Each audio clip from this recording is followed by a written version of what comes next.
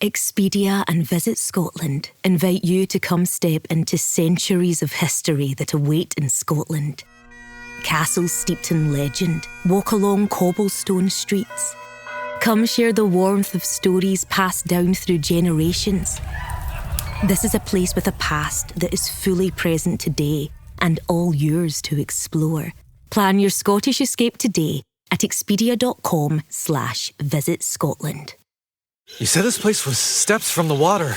We just haven't found the steps yet. How much did we save? Enough. Enough to get lost? Or you could book a stay with Hilton. Welcome to your oceanfront room, just steps from the water. The Hilton sale is on now. Book on Hilton.com or the Hilton app and save up to 20% to get the stay you expected. When you want savings, not surprises, it matters where you stay. Hilton, for the stay. Hello, difference makers. You are listening to A World of Difference. This is a podcast for the people who still believe that how we lead matters, that the conversations we have across difference, across cultures, across the distance between where we are and where the world needs to go can actually change things. I am Lori Adams Brown, and for over 5 years, I have been bringing global leaders, authors, and change makers to one table. 155,000 downloads, 800 countries, a top 3% podcast, and one conviction that has not changed. The right conversation at the right time with the right people shifts everything. If you are here, you are already a difference maker. And if you want to go deeper, the Difference Makers community is waiting for you at patreon.com/a world of difference. $7 a month, the price of a latte, bonus conversations, voting power, and a seat at the table where this conversation continues. The link is in the show notes. And welcome to this week's episode. I hope it inspires you. Welcome to the A World of Difference podcast. I'm Lori Adams Brown, and this is a podcast for those who are different and want to make a difference. What happens when you spend nearly 2 decades building something from the ground up, grow it across 80 countries, finally sell it, and then wake up the next morning with absolutely no idea who you are without it? Today's guest knows that moment intimately, and what she built from is changing how thousands of women think about what comes next. Welcome to A World of Difference. I'm Lori Adams Brown, and this is the show where we explore people, ideas, and the moments that transform how we lead, how we live, and how we show up in the world. Today, I'm so excited to welcome Fiona Macaulay. Fiona is a 3-time entrepreneur, global leadership expert, and the founder of The Wild Network, a community connecting 25,000 purpose-driven leaders across 115 countries. She spent 18 years building her first social enterprise before exiting, and then faced a question she hadn't had to answer since she was 26 years old. What comes next? That experience became the foundation of the Next Chapter Accelerator, a program helping accomplished mid and senior career women design their most meaningful chapter yet, including immersive walking retreats on the Camino de Santiago in Spain. And she's also an adjunct professor at Georgetown University's McDonough School of Business and the co-author of a brand new book, Aim High and Bounce Back, a successful women's guide to rethinking and rising up from failure. Fiona, welcome to A World of Difference. Fiona Macaulay, welcome to A World of Difference. Thank you so much, Lori. I'm so happy to be here with you and your audience. It's exciting to dig into all the things that you are putting out into the world and the difference that you're making. But I feel like I want to start at what most people call a finish line. So you sold your first company after, 18 years, built it to $5 million in revenue across 80 countries. Most people would call that a success story, just leave it at that. But you described feeling adrift afterward. And what happened and what was your way out of that? Well, my company was really thriving. It was a social enterprise that worked doing economic development in the global development industry, and we were really thriving. And in that industry, when you move to, at that time, being a U.S. government prime contractor, that's where you want to get to if you've been working as a small business and then you graduate up there. And so my organization, Making Sense, had recently been awarded a large prime contract, and it was, just a great time to exit the company. To many people, they looked at that and they were like, "Why is Fiona leaving? Like, what's wrong?" And of course, so that was sort of interesting, and it spoke to something that I've just, written about in our book that launched this week, Aim High and Bounce Back, and that is perceived failure, where the choices I was making did not align with the choices at that time of other people in my industry. But I knew that my time m- working for positive social impact in that way had come to its end. I had started my company at 26 years old. I was now in my mid 40s, and I really just wanted to think new things and be with different people and do different kind of work. And specifically, I had become really interested in women's leadership and specifically CEOs of social impact organizations, how they could be the best possible leaders. And I was also interested in working at a leading US university to be able to foster the next generation of social innovators. And both of those things would have been hard to do with the more than full-time job I had being CEO of that particular company. So for me, that was the right decision to take. I think many of us can relate to that, especially living differently, working differently, which is a lot of what we talk about here. People have different versions of what success looks like, and it's all based on our personalities and our cultures and the way we've grown up and where we're going, and that's unique to each of us. But I think I think that so many people don't talk about this identity piece in terms of the way you're talking about it because the outside, everything looks like it's working well, which actually leads me to the woman you're talking about that you work with now. So you work specifically with accomplished mid-senior career women who feel stuck. What does stuck actually look like for this particular group? And how do you tell the difference between just needing a break and needing genuine change? Mm. So thanks for that question, Lori. So one of the things that I co-founded with a collaborator a couple of years ago is called the Next Chapter Accelerator. And myself, I'm now in my early 50s, and I feel like the kind of change that I had been looking for, when I mentioned selling my company 8 years ago, is the kind of change that I also see many of my peers um, at this age and stage looking for.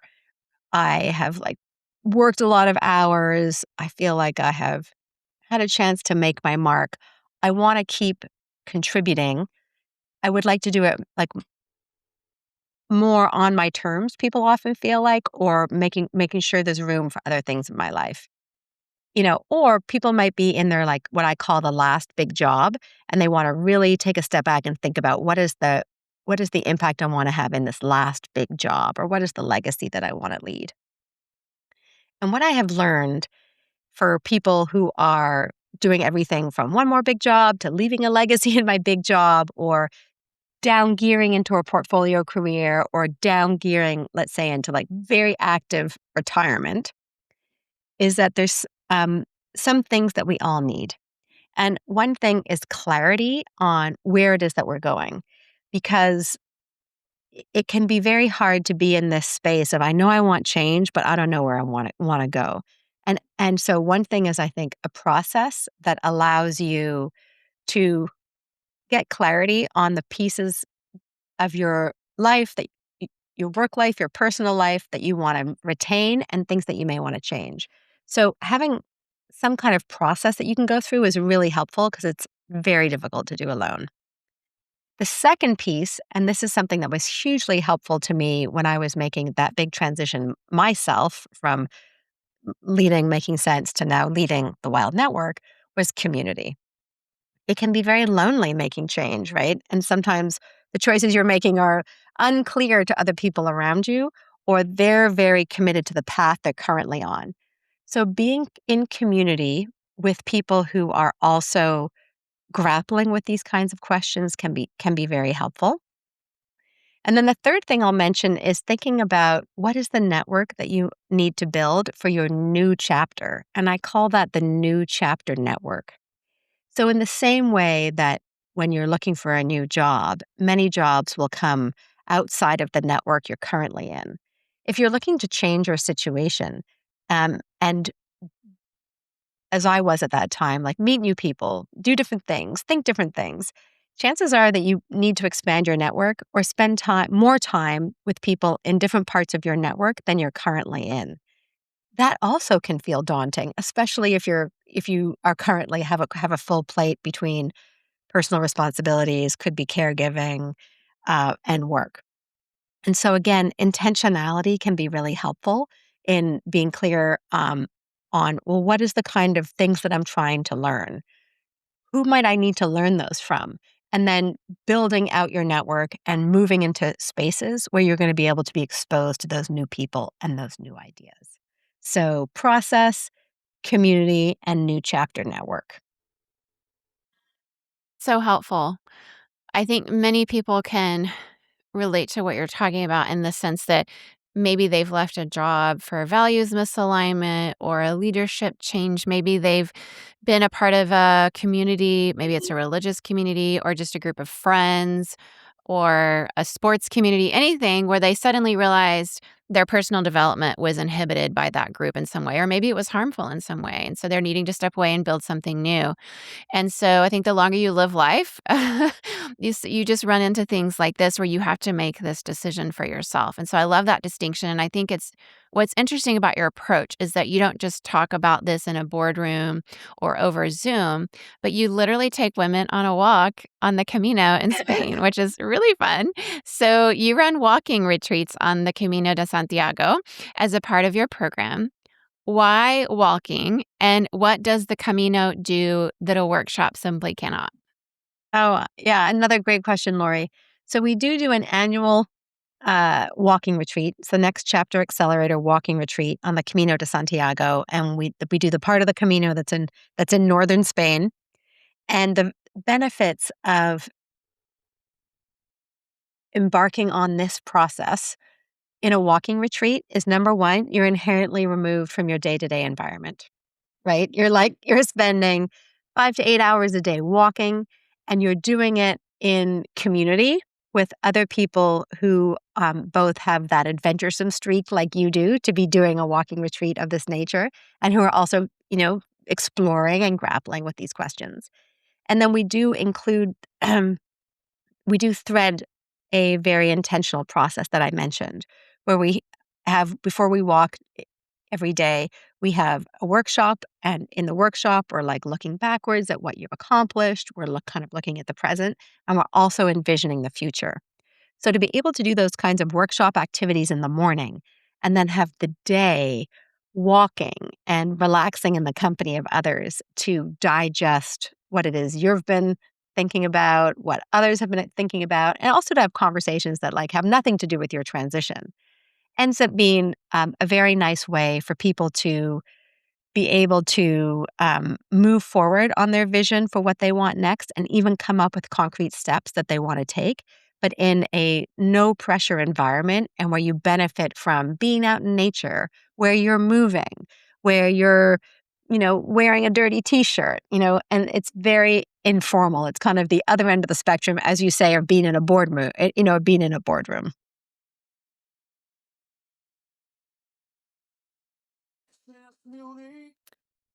That is really powerful. I've known several people that have done the Camino de Santiago, and everyone has their own version of what they've come away with, what they were looking for. And I can imagine in a situation like that, it can be very powerful just to be with others in their various stages of what they're walking through. So incredibly powerful. But it also speaks to something I think a lot about on this show in particular, the role of community in our transformation, both our personal transformation as we do that as individuals, but also the transformation we're working in on boards or in community organizations or in the work that we do around the world. And so, because most of us try to figure these things out alone at times, but you say reinvention, it shouldn't be a solo sport. So what does real community look like? And I'm thinking of the ones listening that may be in that category of a senior woman navigating this. And why is her existing network often not enough?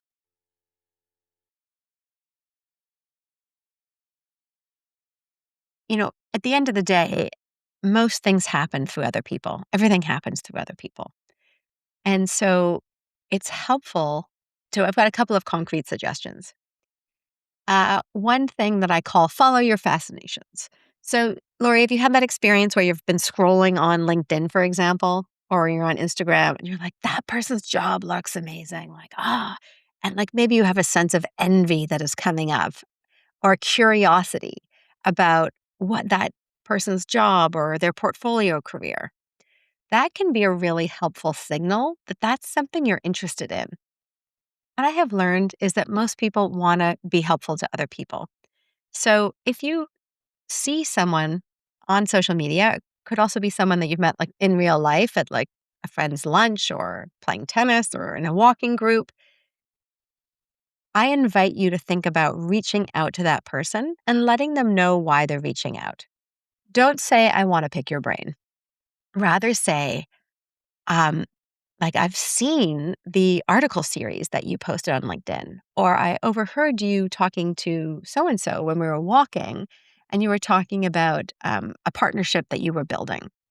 So I think let people know that you're paying attention to things that are clearly important to them because they're talking about it, they're engaged in activities. I call that authentic flattery because it is authentic. That is what is drawing you to them. And of course, we all feel flattered when people see us and share that they have been observing or listening to things that we are doing. So use that skill that you have of observing others and why they interest you and reach out and just, offer a line or two about why you're reaching out and then make it easy for them to meet up with you. You could say, here's my Calendly link to book a time that suits you, or I'm happy to go for a walk at, any 8 a.m., any day of the week that suits you. I'm available most days. Chances are that person is going to say, sure, like I'll hop on a call or I'll do a walk, or they're going to offer you their time because you've signaled that that you're a good use of their time because you have really like done your homework and you have a very specific reason for reaching out. So that kind of follow your fascinations is one piece of advice that I have. The second one is around experimentation. Taking action builds confidence. So if there's a new role that you're interested in doing, or like a new industry that you want to work in, or something you want to layer on, maybe you want to start writing, or you want to start teaching at a university, or you want to start, offering some kind of workshop. It's very easy to think about doing these things and like ponder, could I and would I and how would I and what would people think if I did and what if I tried and I failed. And really planning is good.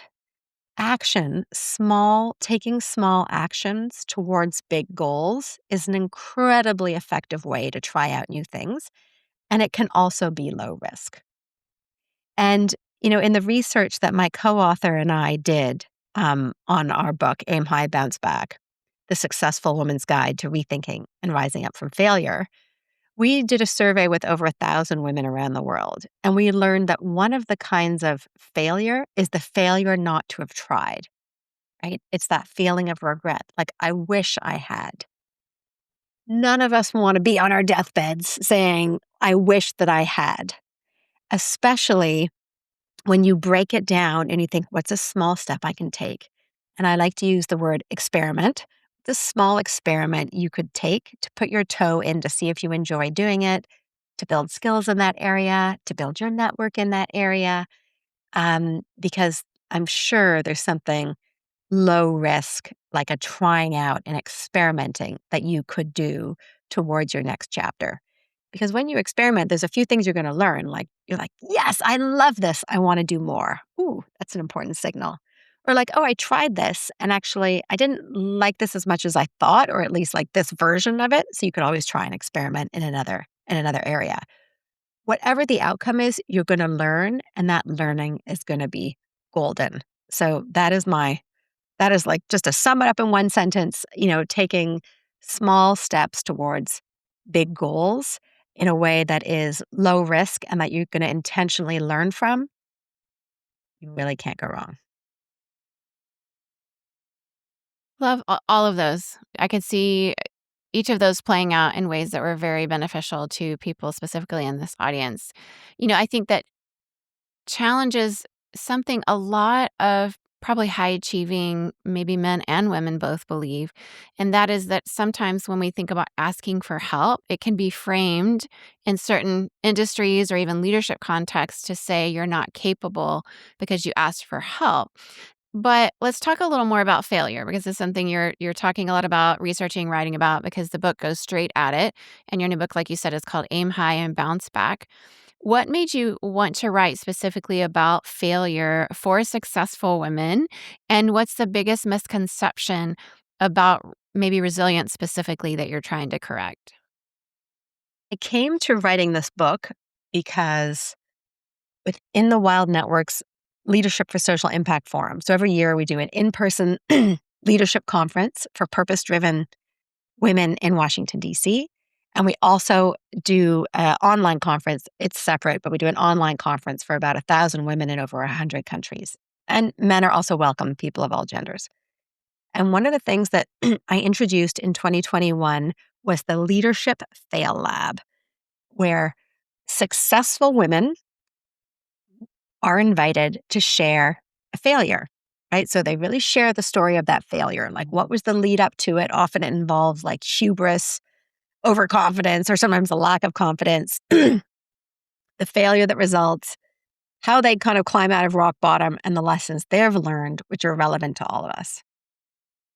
So imagine successful women from different parts of the globe, one by one, getting on stage, sharing about a massive failure. What do you think was the most common comment in the chat? Something like "me too," or "that's refreshing," somebody saying it out loud or something along those lines. Lori, you nailed it exactly. Like, oh my gosh, me too, me too, me too, me too. Followed by exactly what you said, like, that's so refreshing. Like, I feel so much better. I've been carrying around so much shame for so long. And I saw that. I was like, oh my gosh, us high achieving, ambitious, successful, working hard, making an impact women, like, we really need to talk more about failure because we are all having failures, setbacks, disappointments all the time. And for many of us, it really takes its toll, right? Like, it's leaving unhealed scars. Like, it's worst of all, it's often leaving people feeling ashamed, or it's preventing them from moving ahead and aiming high and making their biggest contribution that they can make, right? We need yours and everyone who's listening. We need you to be leading and being bold and innovative and entrepreneurial and making your biggest contribution. Hearing other leaders talk about how they're experiencing those same setbacks, humiliations, failures can be incredibly empowering to know that you're not alone. I think that's, at the end of the day, that's what the reaction was in the chat, like, oh, I'm not alone. And so that gave me the idea for this book. And I was fortunate to partner with a co-author who had also been thinking about writing a book about failure. And what we've been able to do in this book is uncover the social science research, like, why does failure hit so hard for many women? And it really begins when we're girls and adolescents. Like, social science really shows that females are held to a higher standard. There's a lot less leniency about mistakes. So, we're it's not for nothing that many of us are afraid and have shame around failure. Like, we have learned over time that we're often not given second chances, that we're berated, that we're told, "Oh, you're not ready," and we're not given as much grace in many cases as men are, for example. And it's even more punishing if, like, you're a woman of color or of a different sexual orientation and so on. And so we felt like sharing that information was important. This is the playing field that we're on. we also felt it was important to offer a framework and concrete takeaways for leaders to be able to improve their relationship with failure. And one of the ways that you can do that is by actually naming what is the kind of failure I'm having. So at the beginning of this conversation, we talked, for example, about perceived failure. Like you feel confident in the decisions that you're making, but other people might perceive them as like not being the right decisions. And that gets projected and put on you. We've also talked about that paralysis kind of failure where it's like you can't move forward with an idea because you're afraid it might not work. You're afraid of what people will say. You're afraid that you're going to make a mistake. You're afraid that you're going to fail, right? And that's where people can end up in situations where the biggest failure is not trying at all. And then there's also some failures like you make a mistake, like it's clear, like you know, you were responsible for adding up the numbers and you added them up wrong. Okay. Well, just because you have that kind of, I'm going to call it black and white, but concrete black and white failure doesn't make you a failure. It just means like you had a failure, like you overlooked, you made a mistake at something.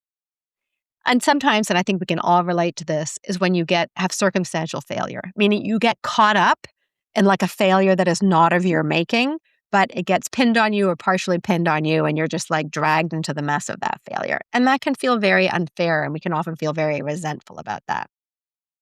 So one of the, I guess, takeaways I'd love to leave with our audience here is that if you have a failure, take a step back and consider what kind of failure have you just experienced? Because that can help you understand that this is, help you understand a way to kind of look at the failure. Like if it's circumstantial failure, wrong time, right place, own what you need to own of it, fix what you need to fix of it, and move on. People are failing all the time, but it's not that successful leaders aren't failing. It's just that their relationship with failure is a healthy one where they can look at it, own what's theirs to own, extract the learning that there is to extract, and like move on. So helpful. I think all of us probably have the wheels in our head turning and flashbacks of memories of either our own failures or failures that were blamed on particular individuals. And you mentioned, I think I've personally seen this in my own career journey of myself and other women where, growing up as a little girl in school, you get that message that you got to be perfect and you can't make mistakes because they're weighed more heavily than the boys will be boys comments, or even now in our society where we see women being very vilified for mistakes and men getting away with full-on crimes and networks of crimes. And so the message is pretty clear. But at the same time, that's why we bring different voices around the table to help us solve these problems, to give us these different perspectives. So I've really enjoyed your perspective today, both your research, your own lived experience, your writing, the different three kind of main areas that you're working in, the different hats that you wear. And it's just been very, very impactful to speak with you today. As we finish up here, I will have you come over to our Difference Maker community where I'll ask you there more in depth about what you could tell your younger self if you could. So everybody, if you're not on Difference Makers, find us on patreon.com/aworldofdifference. But as we're finishing up here, Fiona, I'd love for you to tell us where we can find you and more of your writing and more of your work. Thank you.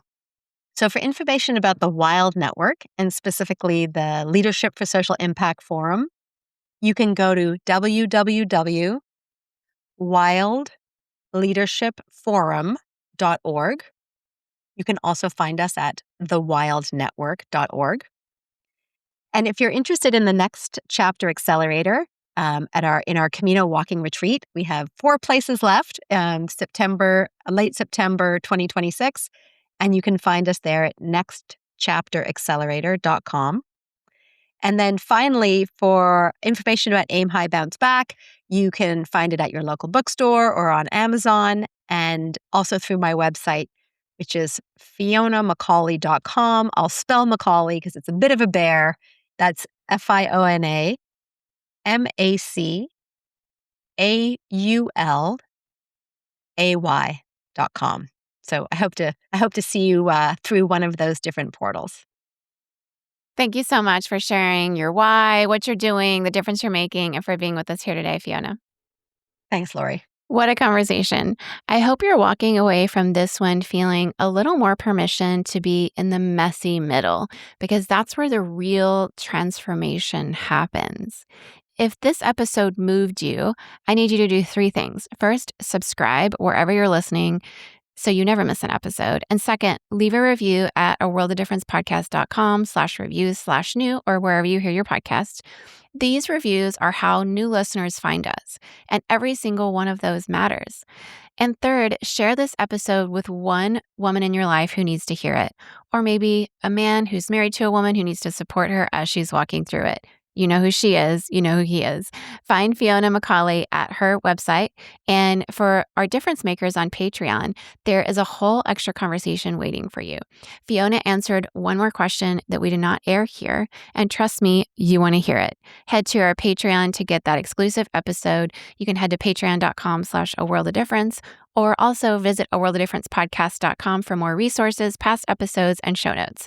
Until next time, your voice matters. Your difference is your strength, and you are not alone. I'm Lori Adams Brown, and this has been A World of Difference. Thank you, difference makers, for being here.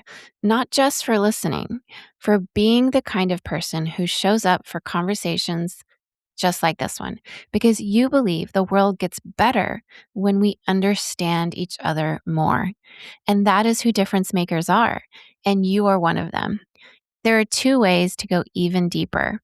On Patreon at patreon.com/aworldoffdifference. For $7 a month, you get bonus conversations and community. $25 gets you into the room where the real talk happens, live every quarter with me directly. On Substack, paid subscribers get full essays, no paywall, and a monthly live conversation where I say the things I can't say anywhere else.